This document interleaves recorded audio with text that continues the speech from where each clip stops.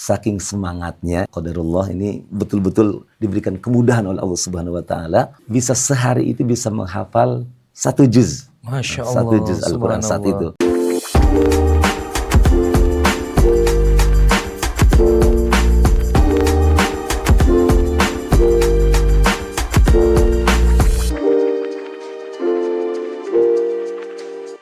Assalamualaikum warahmatullahi wabarakatuh. Sahabat HK TV dimanapun berada, insya Allah untuk podcast kali ini, alhamdulillah kita kedatangan tamu istimewa. Ya, tiada lain dan tiada bukan Al-Mukarram Kiai Haji Mu'tamad LC MPD Al-Hafiz. Beliau adalah Ketua Yayasan Husnul Khotimah Kuningan. Assalamualaikum warahmatullahi wabarakatuh, Ustaz. Waalaikumsalam warahmatullahi wabarakatuh. Sehat, Ustaz? Alhamdulillah. Masya Allah, tabarakallah. Ustadz, ini kita pada kesempatan kali ini kita ingin mengobrol tentang Al-Quran, Ustadz. Tema besarnya adalah jalan para pejuang hafiz Quran. Masya Allah. Masya Allah, tabarakallah. Luar biasa. Terkait dengan Al-Quran, Ustadz, karena ini juga momentum bulan Ramadan dan juga terkait dengan Al-Quran, apa yang mungkin menurut Ustadz terkait dengan Al-Quran dan Ramadan? Apa kaitan yang bisa kita ambil gitu? Taib. Bismillahirrahmanirrahim. Bulan Ramadan ini adalah sebuah keistimewaan yang diberikan oleh Allah Subhanahu wa taala kepada baginda Rasulullah dan kepada umat beliau. Betul.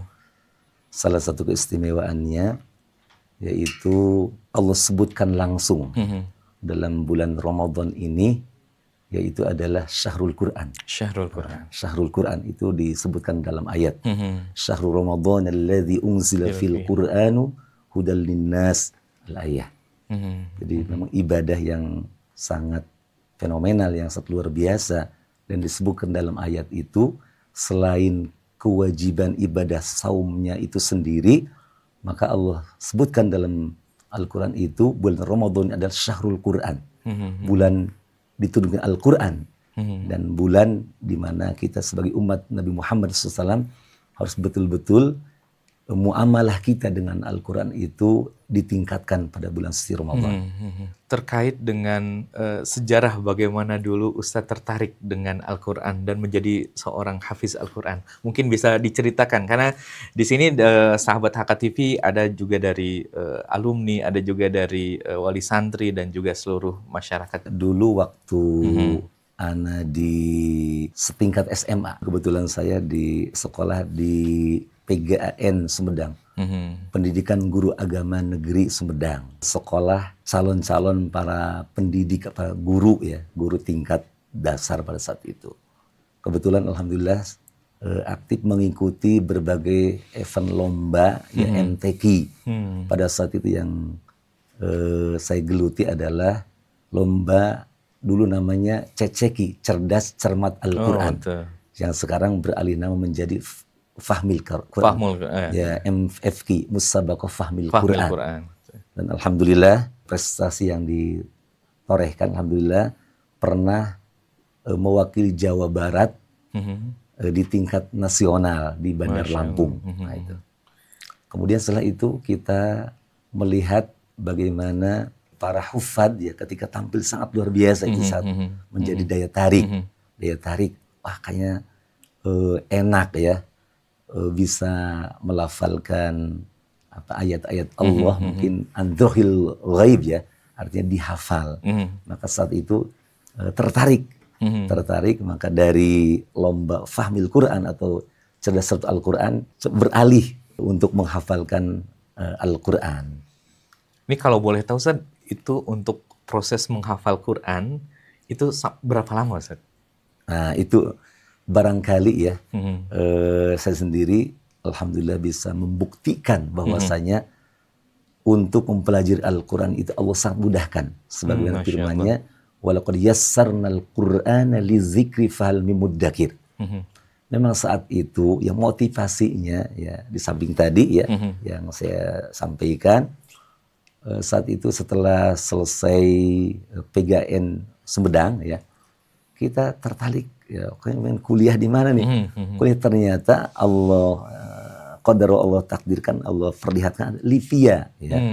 Lembaga Ilmu Pendidikan Islam dan Arab. Di antara salah satu syaratnya adalah saat itu ketika mau masuk Libya harus punya hafalan Al-Quran minimalnya 3 juz. Maka setelah selesai dari situ, ana cari pesantren tahfidz Quran. Kebetulan kita kenal, kita mengunjungi ada pesantren namanya pesantren tahfidz Quran Gedongan di daerah Cirebon. Cirebon. Kebetulan Pak Kiainya adalah juri tingkat provinsi dan juri nasional. Oh, Masya Allah. Saat itu kita ke sana, ya walaupun tujuannya lain, tujuannya mungkin bukan tujuan murni ingin menghafal Al-Quran, di antara supaya bisa lulus Livia. Nah, alhamdulillah, saking semangatnya, qadarullah ini betul-betul diberikan kemudahan oleh Allah Subhanahu Wa Taala. Ana sendiri ya tidak tahu, alhamdulillah bisa sehari itu bisa menghafal 1 juz. Masya Allah. 1 juz Al-Quran saat itu. Belum adanya program one day one juz, kayaknya belum ada gitu kan. Dan karantina Al-Quran seperti yang di Cibulan belum ada. Belum ada. Alhamdulillah. Ya mungkin salah satunya kebetulan basic anak sendiri adalah dari pesantren tradisional yang di situ diajarkan bagaimana cara-cara membaca kitab kuning. Dan alhamdulillah dari mulai sejak sanawiyah sudah hafal kitab Jurumiyah, dan ketika aliyah juga atau PGA alhamdulillah bisa hafal kitab Alfiyah Ibnu Malik. Jadi di situ ada kemudahan-kemudahan ya yang mendukung ketika menghafalkan Al-Quran. Ketika dalam proses menghafal Al-Quran, adakah sosok yang paling berpengaruh dalam perjalanan menghafal Ustadz? Yaitu ya guru saya sendiri, yaitu namanya Kiai Haji Abu Bakar Sofwan ya. Itu ya, pengasuh pondok pesantren ya Gedongan itu. Nah, sekali beliau kan menjadi juri ketika MTQ tingkat provinsi dan menjadi juri MTQ dan STQ tingkat nasional. Nah, selama proses Ustadz menghafal, sebenarnya ada nggak tantangan yang paling berat selama menghafal Al-Quran? Jelas sih, tantangannya sangat lumayan ya. Yang pertama mungkin tentunya kita bagaimana kita menghilangkan rasa jenuh. Rasa jenuh harus mengulang-ulang, ya, diulang sampai sekali, 2 kali, bahkan bisa jadi harus berpuluh-puluh kali. Sebab Al-Quran tanpa diulang, ya walaupun misalkan kita ketika pagi hari store, kemudian merasa hafalannya bagus, ya storenya bagus, bisa jadi ketika tidak diulang-ulang lagi, tidak ditakrir lagi, bisa jadi hafalan tersebut ya belum rosikh, ya belum menancap dalam ingatan dalam mulut kita. Makanya kaidahnya bagi para yang sedang menghafal Al-Quran itu ada sebuah kaidah yang sangat luar biasa. Do'il Qur'ana fi famika wa la tado' fi qalbik atau fi sadrik, gitu kan. Artinya letakkan Al-Quran itu di lisan, ya, di mulut, ya, di mulut kita. Nah, artinya ketika kita membaca ayat, ya, membaca Al-Quran itu refleks dari mulut kita. Jangan di hati. Wala tadu fi qalbika atau fi sadrika. Jangan mikir dulu. Nah, jadi kan ketika diletakkan itu mikir dulu. Betul, artinya betul. seperti itu. Sederhananya untuk mencapai tingkat refleks berarti kan harus diulang dan diulang Al-Quran itu sehingga terekam ya di ingatan kita, di mulut kita, refleks. Ya, kembali lagi ini tadi Ustadz menyampaikan bahwa sempat dengan kemudahan Allah itu bisa menghafal 1 hari 1 juz. Nah, itu seperti apa Ustadz metode khususnya? Kok bisa 1 juz itu kan kalau tidak salah sekitar 20 halaman ya, atau 10 lembar. Nah, itu bagaimana Ustadz metode yang dipakai oleh Ustadz waktu itu? Nah, subhanallah memberikan sebuah kekuatan ya. Ketika kita punya keinginan, ya memang keinginan seperti itu, Kita ingin bisa menjadi bagian daripada para huffaz Al-Quran. Alhamdulillah kita mencoba dari semenjak subuh sampai maghrib itu duduk. Memang ada sebuah kejenuhan yang sangat luar biasa. Titik jenuhnya itu bagaimana kita ketika hari pertama, kedua, ketiga. Nah, itu sangat luar biasa. Nah, tapi setelah itu kita akan merasa enjoy. Bagaimana kita mengusir ya kejenuhan. Ya seperti itu. Jadi memang menghafal Al-Quran itu perlu motivasi kuat, perlu mental yang kuat juga. Betul. Jadi kalau ketika setengah hati atau tidak serius, kemungkinan akan sangat sulit. Ya, betul. Nah selanjutnya di tengah kesibukan Ustadz sebagai Ketua Umum Yayasan Husnul Khotimah, bagaimana juga Ustadz untuk memurojaah atau bagaimana konsisten untuk menjaga hafalan Ustadz? Jangan cari-cari waktu untuk murojaah atau untuk menghafal Al-Quran. Tapi manfaatkan, gunakan waktu yang ada. Salah satu contohnya, waktu yang sudah tersedia dan kita lakukan. Itu diantaranya ketika kita sholat 5 waktu. Pasti kita ke masjid, sholat berjamaah. Ya, sebelum sholat berjamaah kan kita ada sholat rotibah, sholat rawatib, ada qobliyah dan ba'diyah. Itu gunakan waktu tersebut, manfaatkan sebaik-baiknya itu untuk menghafal, untuk murojaah. Maka sebaiknya ahsannya bagi yang menghafal Al-Quran itu ya datangnya itu jangan nunggu qomat, iqomah aja kan. Datangnya ketika azan harus sudah ada di masjid. Sehingga kita bisa murojaah, baik itu dalam qobliyah. Nah, di antaranya mungkin qobliyah juga bagi para penghafal Al-Quran itu dimanfaatkan. Ayat-ayat yang dibaca atau surat yang dibaca yaitu yang sedang kita hafalkan. Kan lumayan. Kalau misalnya qobliyah zuhur 2 rakaat, kalau 1 rakaatnya kita bisa baca 1 halaman. Nah, qobliyah berarti 2 halaman, ba'diyahnya misalkan minimalnya 2 halaman, berarti kita sudah punya 4 halaman. 4 halaman kali 5 waktu. Misalkan kali 5 waktu, 4 halaman kali 5 waktu, kecuali yang mungkin yang tidak ada ba'diyahnya atau yang itu pada subuh ya, pada subuh tidak ada ba'diyahnya. Itu mungkin dirapel gitu kan, yang 4 halamannya itu saat salat qabla al-fajr. Yang 4 halaman itu kan sudah berarti 1 hari sudah 1 juz sebetulnya. Udah murojaah, akan bisa mungkin menghafal baru beberapa ayat misalkan bagi yang sedang menghafal. Di prinsipnya jangan cari-cari waktu, manfaatkan waktu yang sudah ada, yang sudah tersedia, dimaksimalkan sebaik mungkin. Baik, Ustaz. Selanjutnya Ustaz, ini terkait dengan santri kekinian, ya maksudnya terkait dengan kondisi santri kita. Menurut pandangan Ustaz, apakah ada kesalahan umum di para santri dalam menjaga hafalan? Nah itu sebetulnya Allah Subhanahu wa Ta'ala sendiri memberikan sebuah arahan. Wala ta'jal bil Qur'ani min qabli an yuqda ilaika wahyu. Dan secara garis besarnya sebaiknya, idealnya memang menghafal Al-Quran jangan terburu-buru, jangan terburu-buru ya. Mungkin ya. Misalkan targetnya 1 halaman atau setengah halaman, mungkin lebih baik daripada misalkan 2 halaman tapi tidak mungkin. Nah, jadi setengah halaman atau 1 halaman tapi mungkin. Untuk mencapai mungkin harus diulang-ulang.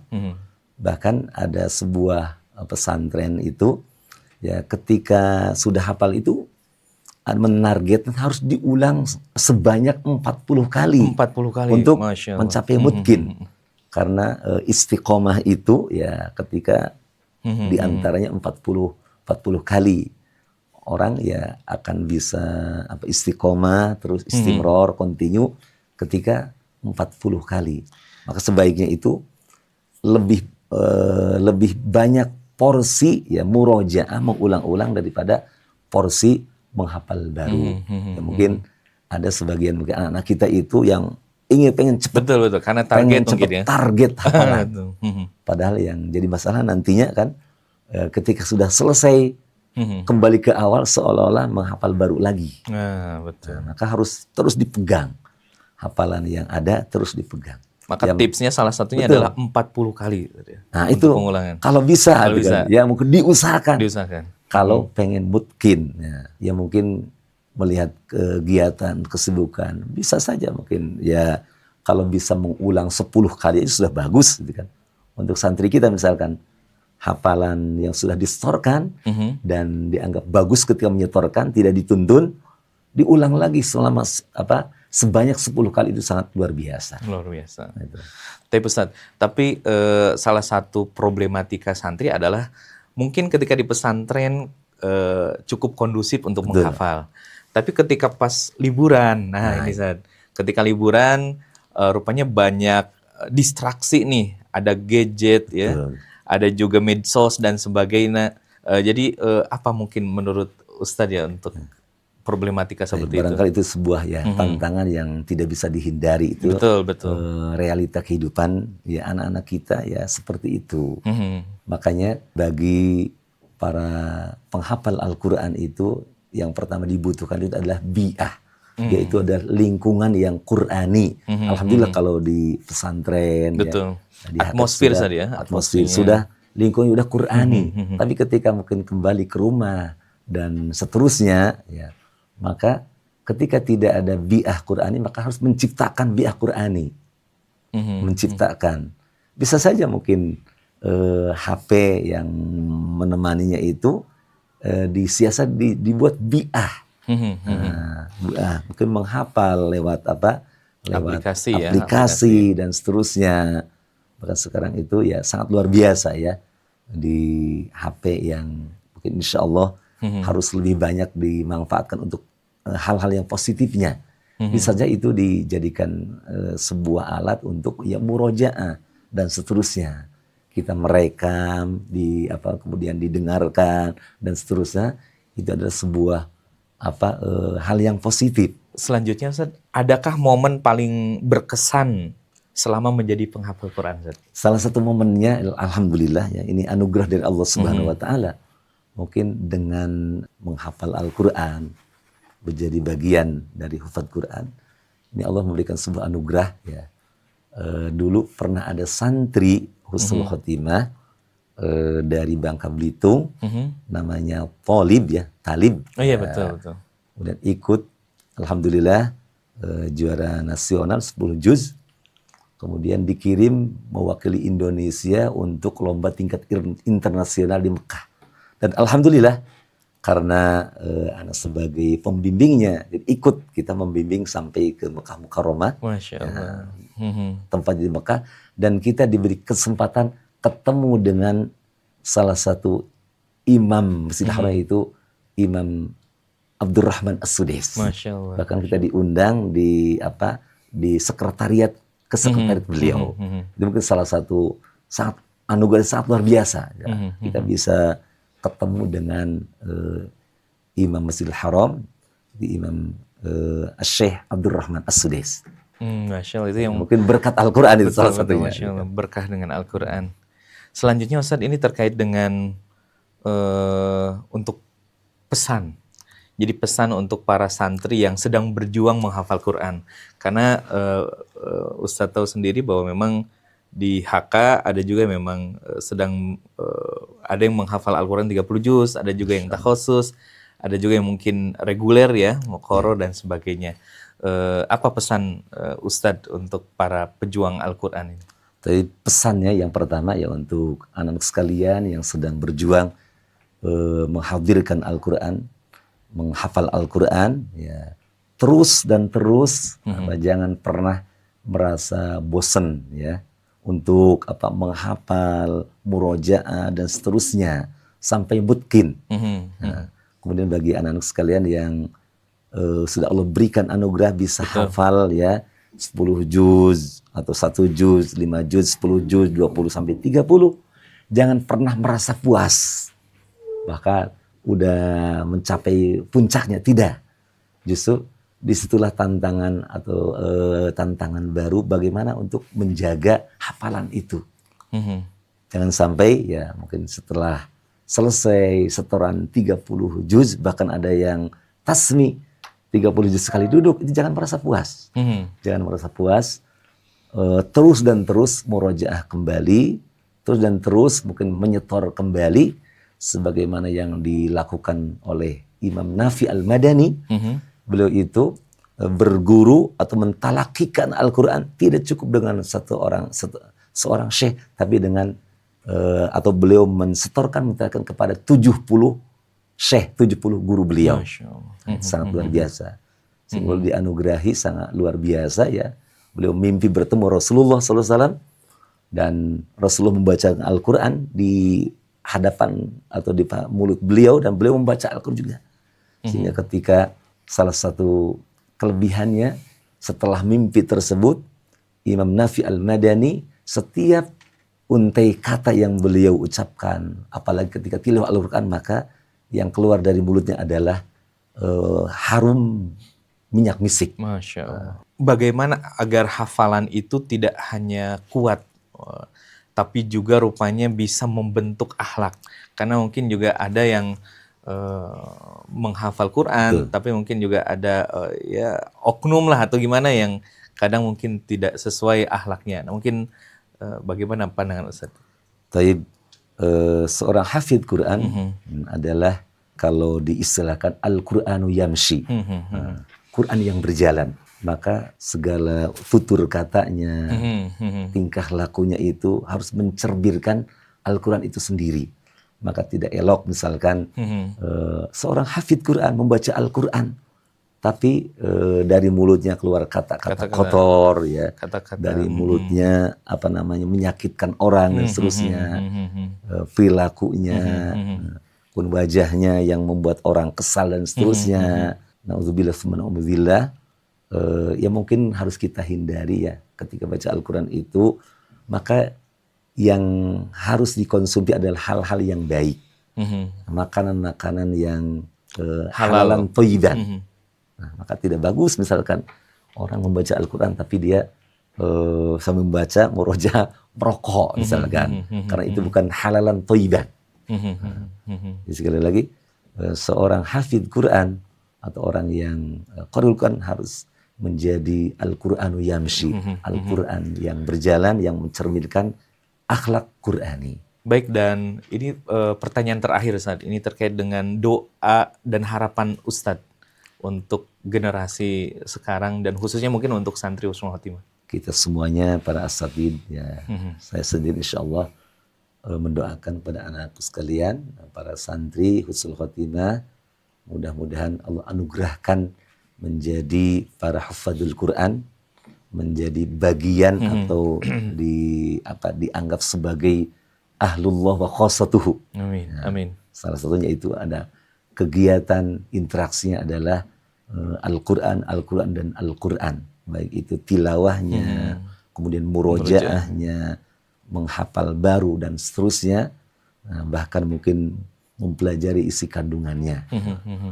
Dan ya tentunya jangan pernah bosan ketika belajar Al-Quran ya, tilawahnya, kemudian menghafalnya, dan jangan pernah cukup ya. Cukup jangan pernah dengan merasa cukup. prestasi, mungkin prestasi yang diraih, karena wa fawqa kulli dzi ilmin alim. Ya, setiap di atas langit ada langit. Kita terus dan terus ya kita belajar dari satu ustadz ke ustadz yang lain, sebagaimana dicontohkan oleh Imam Nafi Al-Madani. Tidak cukup belajar ke satu orang syekh, satu orang guru ya. Beliau seorang tabi'in, tapi beliau belajar ke 70 para syekh, pakar Al-Quran dari kalangan tabi'in. Ya, selayaknya mungkin kita para santri mungkin mencontoh seperti itu. Taib, Masya Allah. Syukran jazakumullah Ustaz Waalaikumsalam. atas obrolan yang insya Allah sangat menginspirasi ini. Tentunya ini juga semoga menjadi motivasi untuk para pemirsa HKTV bahwa untuk menghafal Al-Quran tidak dibatasi masalah umur saja, Betul, betul. tidak dibatasi dengan usia sekolah, tapi ketika sudah dewasa pun, sudah tua pun bisa menghafal Al-Quran. Dan tentunya para hadirin pemirsa HKTV dimanapun berada, kita berharap juga Ramadan kali ini kita banyak berinteraksi dengan Al-Quran sehingga kita menjadi pribadi-pribadi yang semakin dekat dengan Allah dan menjadi ahlul Quran dan menjadi keluarganya Allah Subhanahu wa taala. Amin. Baik, syukran jazakumullah Ustaz, hatur nuhun. Waalaikumsalam. Kita mohon pamit, mohon maaf atas segala kekurangan. Assalamualaikum warahmatullahi wabarakatuh. Waalaikumsalam warahmatullahi wabarakatuh.